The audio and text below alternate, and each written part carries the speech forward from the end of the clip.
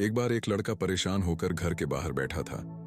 वह कोस रहा था कि मेरे पिता ने जो भी संपत्ति मेरे लिए छोड़ी थी वो खत्म हो गई है। मैं अब क्या करूं? उसी समय उसके पिता का मित्र वहां से गुजरा और उसे समझाने लगा कि भाग्य में जो लिखा है वही होगा। उसी रात को उसे स्वप्न आया कि उसका भाग्य पहाड़ की चोटी पर उसका इंतजार कर रहा है। अगले दिन सुबह वह उस पहाड़ की चोटी की ओर चल पड़ा जिसका उसे स्वप्न आया था कि उसका भाग्य वहां उसका इंतजार कर रहा है। पहाड़ की ओर जाते हुए उसे रास्ते में एक जख्मी शेर मिला। शेर ने उससे पूछा कि कहाँ जा रहे हो? उस लड़के ने बताया कि मैं अपने भाग्य से मिलने जा रहा हूं। शेर कहता है कि अपने भाग्य से पूछना कि मैं स्वस्थ कब और कैसे होऊंगा। आगे रास्ते में उसे भूख लगती है तो वह एक बाग में से खाने के लिए फल तोड़ता है, लेकिन फल कड़वे होने के कारण वो खा नहीं पाता और उस फल को फेंक देता है। बाग का मालिक उससे बताता है कि फल कड़वे होने के कारण कोई भी मेरे बाग के फल नहीं खाता।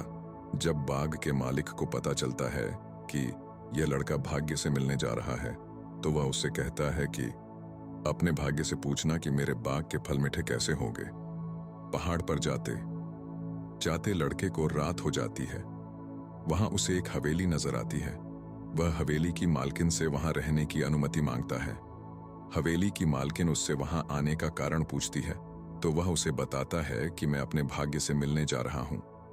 हवेली की मालकिन कहती है कि अपने भाग्य से पूछना कि मुझे खुशी कब मिलेगी। अगले दिन सुबह वह पहाड़ की ओर चल पड़ता है और उसे सचमुच वहां उसका भाग्य मिलता है। वह लड़का भाग्य को उसके साथ चलने को कहता है और शेर, बाग के मालिक और हवेली की मालकिन के सवालों के जवाब मांगता है। भाग्य तीनों के सवालों का जवाब दे देता है और कहता है कि तुम आगे चलो, अपना कर्म करो, मैं तुम्हारे पीछे पीछे आता हूं। हवेली की मालकिन को वह बताता है कि जब तुम शादी करोगी तब तुम्हें खुशी मिलेगी। वह उस लड़के को ही उससे शादी करने की बात करती है और कहती है मुझसे शादी के बाद तुम मेरी हवेली के मालिक बन जाओगे, तुम्हारी गरीबी दूर हो जाएगी और मुझे खुशी मिल जाएगी। लड़का बोला, नहीं, मैं तुमसे शादी नहीं करूंगा क्योंकि मेरा भाग्य मेरे पीछे आ रहा है। बाग के मालिक उस सवाल के जवाब में उसने कहा कि भाग्य के अनुसार तुम्हारे बाग में जहां से पानी आता है वहां सोना दबा है, जिस कारण बाग के फल कड़वे होते हैं। सोना हटाने के बाद बाग के फल मीठे हो जाएंगे। बाग का मालिक लड़के से कहता है कि सोना मैं खोद कर निकाल देता हूं, सोना तुम ले जाओ। लड़का कहता है कि मुझे सोने की जरूरत नहीं है, मेरा भाग्य मेरे पीछे आ रहा है। अब वह शेर के पास पहुंच जाता है। शेर कहता है कि मेरे सवाल का जवाब पूछ कर आए हो। लड़का कहता है कि भाग्य के अनुसार जब तुम सबसे मूर्ख व्यक्ति को खाओगे तो स्वस्थ हो जाओगे। शेर ने कहा कि मैं तुमको कोई इनाम देना चाहता हूं। लड़के ने कहा कि मुझे इनाम की आवश्यकता नहीं है। लड़के ने शेर को बताया कि हवेली की मालकिन ने मुझसे शादी करने का प्रस्ताव रखा था और बाग के मालिक ने कहा था कि तुम सोना खोदने में मेरी मदद कर दो और सोना तुम ले जाना, लेकिन मैंने मना कर दिया। शेर ने पूछा, तुमने ऐसा क्यों किया? उसने कहा कि मैंने कहा कि मेरा भाग्य मेरे पीछे आ रहा है।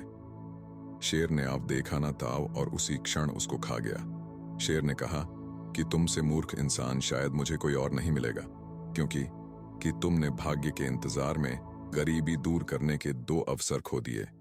अगर तुम दोनों जगह अपना कर्म करते तो तुम्हारा भाग्य तुम्हारे पीछे नहीं तुम्हारे साथ होता। सच कहते हैं कि इंसान के भाग्य से बड़ा उसका कर्म होता है जो उसके स्वयं के हाथों में होता है। दोस्तों, चलिए हमारी दूसरी कहानी की तरफ। एक बार गौतम बुद्ध किसी नगर में धर्म प्रचार के लिए गए। हर कोई अपनी हैसियत के अनुसार उनके लिए कुछ लेकर आया। वहां का राजा भी अपने मन में अहंकार लिए बहुत से उपहार गौतम बुद्ध के लिए लेकर आया। तभी एक बूढ़ी औरत आधा आम लेकर गौतम बुद्ध के पास आई और बोली, महात्मन, मुझे जब आपके आने का पता चला तो मैं दौड़ी चली आई। मेरे पास आपको देने के लिए इस आधे आम के सिवा कुछ नहीं है। आज मुझे खाने के लिए केवल 1 आम मिला था, उसमें से आधा मैंने पहले ही खा लिया था और आधा मैं आपके लिए ले आई हूं। कृपया इसे स्वीकार करें। गौतम बुद्ध स्वयं अपने आसन से उठे और उसकी भेंट स्वीकार करने के लिए आए। यह देखकर राजा दंग रह गया और बोला, प्रभु, इस बुढ़िया के झूठे आम को लेने आप अपने आसन से क्यों उठे? गौतम बुद्ध ने कहा, तुम जो लाए वह तुम्हारी कमाई का कुछ हिस्सा था, लेकिन वह आधा आम उसके आज के दिन की पूंजी थी, जो उसने श्रद्धा भाव से बिना अपनी भूख का विचार किए मुझे दे दिया। उसका श्रद्धा भाव तुम सबसे कहीं ज्यादा था। तुम सब में उपहार लाने का अहंकार था, श्रद्धा नहीं। वह दिल से तुम सबसे कहीं ज्यादा अमीर है। ये जवाब सुनकर राजा को बहुत शर्मिंदगी महसूस हुई। तो चलिए दोस्तों, आज की तीसरी कहानी शुरू करते हैं। एक बार गौतम बुद्ध कहीं प्रवचन करने गए हुए थे। कुछ लोगों ने उनके बारे में गलत धारणाएं फैला रखी थी। वह लोग गौतम बुद्ध को गालियां देने लगे। गौतम बुद्ध शांति से उनकी की गालियां को सुनते रहे। उनमें से कुछ लोगों ने गौतम बुद्ध से पूछा कि हमारी बातों का आप पर कोई प्रभाव क्यों नहीं दिख रहा। गौतम बुद्ध ने कहा, तुम लोगों ने मुझे गालियां दी, दुर्व्यवहार किया, लेकिन मैंने जब तुम्हारी गलियों को स्वीकार ही नहीं किया तो गालियां तुम्हारे पास ही रही। जो चीज मैंने ली ही नहीं उसके लिए खुश होने या दुखी होने का कारण ही नहीं बनता है।